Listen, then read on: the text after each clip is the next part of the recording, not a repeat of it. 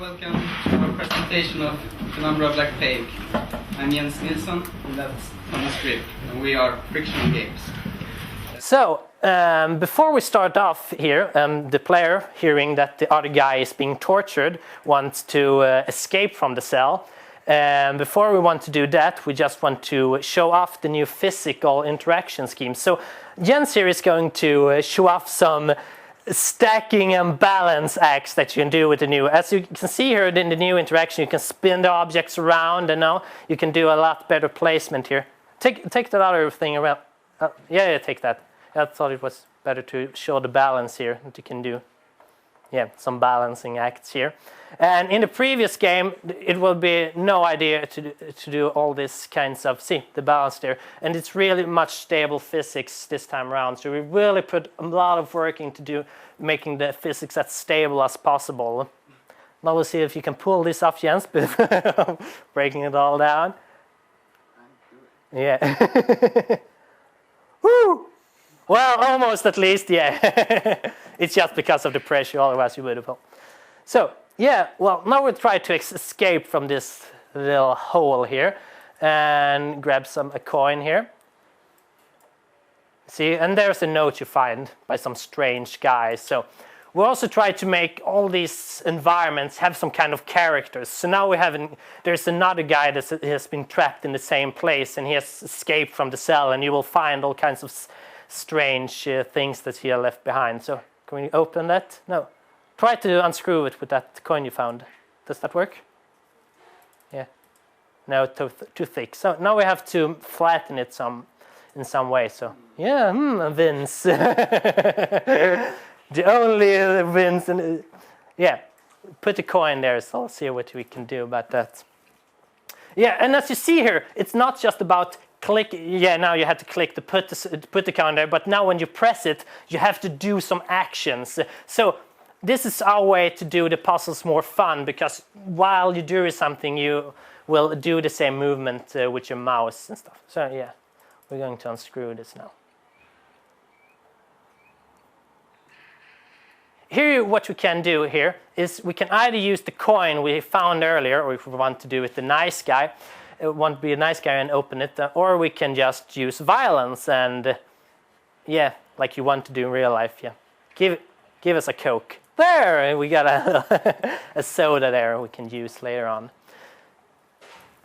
So here also is another thing with this new system. We can use the new system here. It's to lift the plank, as you saw, to build a little bridge over there. And also something that you couldn't have done otherwise. Okay. Just in case someone is trying to follow us. And here you can see some new effects, I think. So waving air, yeah. We're trying to mimic all the other games there, so we don't want to lag behind on the effects. So, oh, something there behind the door, yeah. So yeah, here. And now from some more puzzles here as well. You can see that thermometer here is connected to the pipes, and we saw some cold air sipping out there, so we can deduct that perhaps that's because it's warm near in the cooler. So let's cool down that thermometer with the cold soda. Yeah, so now that gas is off, we can continue our journey onwards. And now also, yeah, the doors are locked now, and you need to get in there because, well, it seems like you can't get anywhere else. So, what's that? It seems like some sort of strange electrical box. Perhaps the doors are locked electronically. And yeah, since people like violence and there's no shooting in this game, well, people might like to destroy stuff instead. So you can throw around stuff like that and just pull that cord out. Yeah. Yeah, another thing here is also, as you saw, instead of just clicking on a cord or using an item on a cord, we want to do real world stuff like pulling it out and so on. So we try to base as much as possible of the puzzles on those kinds of things. Yeah, here's the syringe that we might have used. Uh-oh, someone's coming. Hide. Turn off that light as well. You'll see us otherwise. Yes, someone's coming there. Try and lock him in there if he doesn't see you first. Oh. No, no, no! Damn it. So, well, now you don't really get... Oh, perhaps you can close the door behind. Yeah. We also try to make a horror element of the puzzles. So in just having these nice kind of puzzles where you try to pick up a lock or something like that, here you see only trusted blood will get through. So if we... Can we... Yeah, you need to clear that. Can we use that on ourselves?